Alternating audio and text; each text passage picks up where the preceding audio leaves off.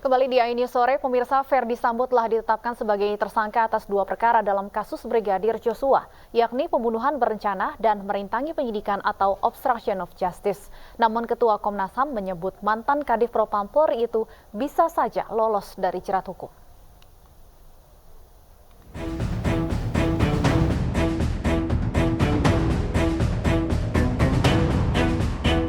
Mantan Kadif Propam Polri Irjen Ferdi Sambo telah menjadi tersangka dalam kasus kematian Brigadir Joshua dan dijerat pasal berlapis. Selain dikenakan pasal pembunuhan berencana, Sambo juga ditetapkan sebagai tersangka kasus merintangi penyidikan atau obstruction of justice. Dalam kasus obstruction of justice, Sambo dijerat pasal 221 KUHP dengan ancaman pidana penjara selama 9 bulan.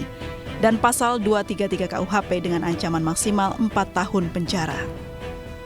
Sementara dalam kasus pembunuhan berencana Brigadir Joshua, Sambo dijerat dengan pasal 340 KUHP tentang pembunuhan berencana, subsidiar pasal 338, junto pasal 55 dan 56 dengan ancaman maksimal hukuman mati. Meski telah menjadi tersangka dalam 2 perkara, Ketua Komnas HAM Ahmad Taufan Damanik mengungkap adanya potensi Ferdi Sambo lolos dari jeruji besi.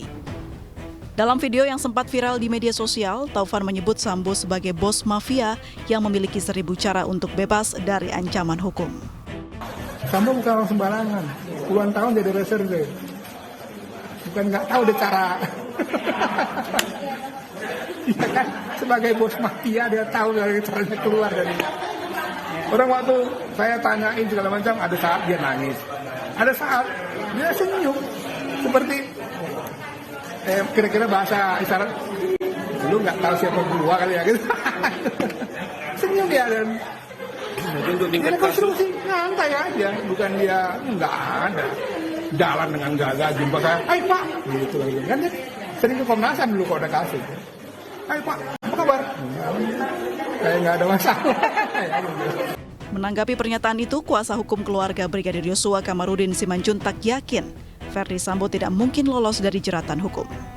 Namun Kamarudin mengungkap adanya potensi ancaman hukuman Sambo lebih ringan jika pasal pembunuhan berencana dicoret dan hanya dikenakan pasal 338. Apa yang dilakukan Ferdi Sambo dan kawan-kawan ini sudah sangat telak.